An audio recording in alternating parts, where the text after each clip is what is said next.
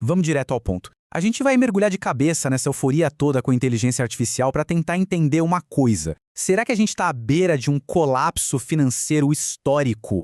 Um desastre que pode estar se formando bem debaixo do nosso nariz?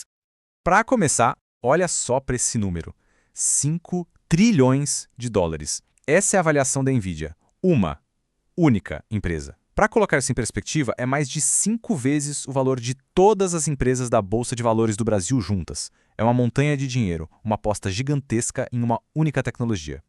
Agora, a OpenAI, a criadora do ChatGPT. Esse slide aqui mostra uma coisa que deveria tirar o sono de qualquer um. Uma avaliação de $500 bilhão, com uma projeção de prejuízo de 27 bilhões de dólares. Sabe por quê? Porque o custo para rodar esses modelos de IA é simplesmente astronômico. Eles estão queimando dinheiro numa velocidade que é difícil até de imaginar. E aí fica a pergunta, como que isso é possível? Essa dúvida está ecoando em todo lugar. E não são só os especialistas não, as pessoas comuns estão sentindo que tem algo muito errado. Se você procurar por aí, vai ver que o interesse no termo bolha da IA está explodindo. O medo está se espalhando. Para entender de verdade o perigo que a gente está correndo, a gente precisa olhar para os fantasmas das bolhas do passado.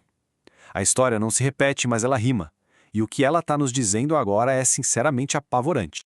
3 momentos diferentes, 3 histórias de euforia que terminaram em desastre, todas com um padrão que dá um arrepio na espinha.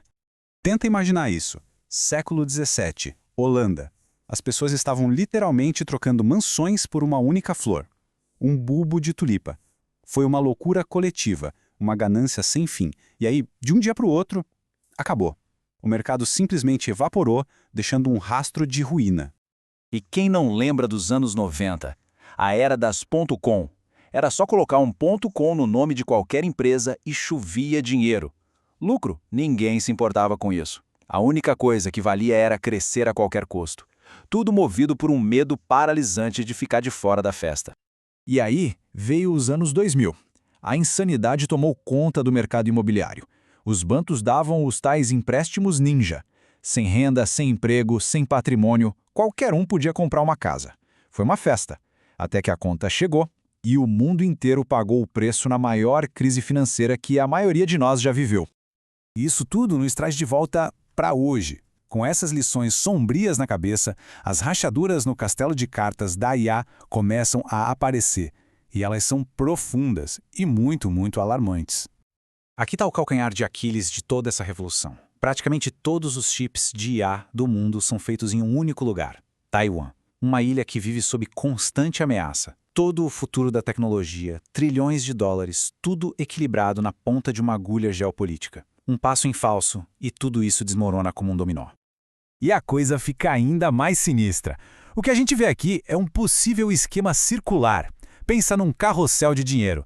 As gigantes da tecnologia injetam bilhões nas startups de IA. E aí, adivinha o que essas startups fazem com a grana? Elas usam essa mesma grana para comprar serviços das próprias gigantes da tecnologia. A receita é inflada, as avaliações explodem. É uma ilusão de crescimento, um jogo perigoso, onde todos fingem que o dinheiro é real.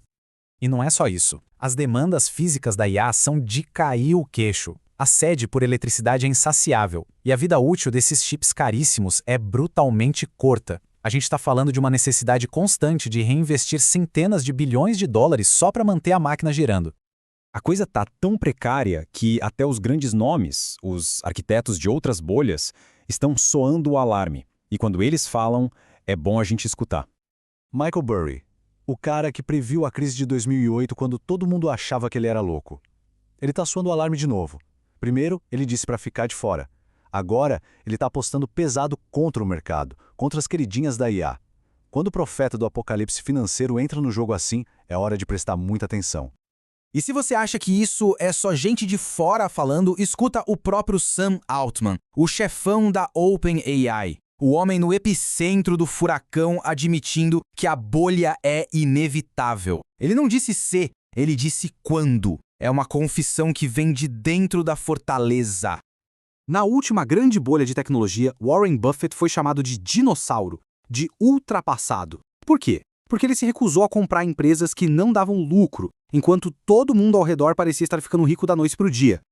E hoje, o que o dinossauro está fazendo? Enquanto todo mundo corre desesperado para comprar qualquer coisa de IA, ele está fazendo o oposto. A empresa dele está sentada em cima de uma montanha de 382 bilhões de dólares, em dinheiro vivo. Em um mercado eufórico, o investidor mais respeitado do mundo está basicamente gritando em silêncio: eu não confio nisso.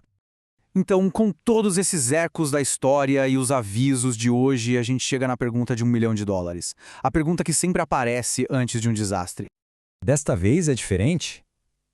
Sim, claro. As empresas de hoje dão lucros reais, não são como as da era.com. Mas a mentalidade, a psicologia de massa é exatamente a mesma. A mesma euforia, a mesma crença cega de que as regras antigas não valem mais. E essa, meus amigos, é a frase mais cara da história dos investimentos. E talvez a prova mais fria e objetiva disso venha do próprio Warren Buffett. Um indicador bem simples que compara o valor do mercado de ações com a economia real, a economia de verdade. E agora o dado mais chocante de todos, o indicador Buffett. A média histórica dele é de 85%.